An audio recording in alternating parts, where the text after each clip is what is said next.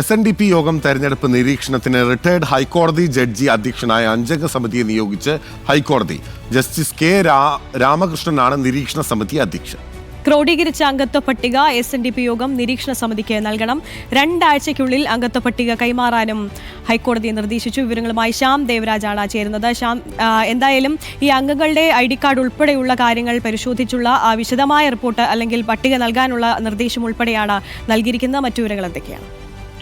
SNDP യോഗം തിരഞ്ഞെടുപ്പ് എക്കാലവും വലിയ വിവാദത്തിലാണ് കലാശിക്കുന്നത്. ഇത്തവണയും അതിന് മുന്നോടിയായാണ് മറുവിഭാഗം SNDP വെള്ളാപ്പള്ളി നടേശനെ എതിർക്കുന്ന വിഭാഗം ഹൈക്കോടതിയെ സമീപിച്ചതും ശരിയായ രീതിയിൽ തെരഞ്ഞെടുപ്പ് നടത്തണമെന്ന് ആവശ്യപ്പെട്ടതും പ്രൊഫസർ MK സാനുവാണ് ഇത് സംബന്ധിച്ച ഹർജി നൽകിയത്. ഈ ഹർജിയിലാണ് ഹൈക്കോടതിയുടെ സുപ്രധാനമായ ഉത്തരവ്.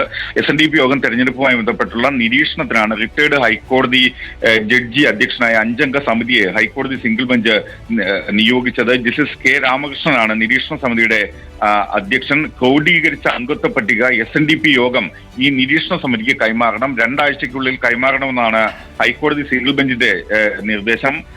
മാത്രമല്ല, അംഗങ്ങളുടെ ID കാർഡ് ഉപയോഗിച്ച് തയ്യാറാക്കിയ പട്ടികയാണ് സമിതിക്ക് നൽകേണ്ടത്. ഇതിൽ മുക്കാൽ ഭാഗത്തിലും ഈ രീതിയിൽ അംഗത്വ പട്ടിക കൈമാറിയിട്ടുണ്ട്. പക്ഷെ ചില രീതിയിൽ അതിന്റെ ആധികാരികത ഉറപ്പുവരുത്താനായിട്ടില്ല. അതുകൊണ്ടാണ് ഹൈക്കോടതി മറ്റുള്ള അംഗങ്ങളുടെ കൂടി ആധികാരികത ഉറപ്പുവരുത്തി അംഗത്വ പട്ടിക ഏതെങ്കിലും ID കാർഡ് ഉപയോഗിച്ച് ആ അംഗത്വ പട്ടിക തയ്യാറാക്കി അതുകൂടി ഉടൻ ശാഖകളിൽ നിന്നും SNDP യോഗത്തിന് കൈമാറുകയും SNDP യോഗം അത് നിരീക്ഷണ സമിതിക്ക് കൈമാറണമെന്നും ഹൈക്കോടതി നിർദ്ദേശം നൽകിയത്. മാത്രമല്ല, ഈ പട്ടിക പരിശോധിച്ച് നിരീക്ഷണ സമിതി 1 മാസത്തിനകം ഹൈക്കോടതിക്ക് റിപ്പോർട്ട് നൽകണം എന്നുമാണ് ഹൈക്കോടതിയുടെ ഉത്തരവ്. ഇടക്കാല ഈ ഉത്തരവ് പ്രൊഫസർ MK സാനു നൽകിയ ഹർജിയിലാണ്.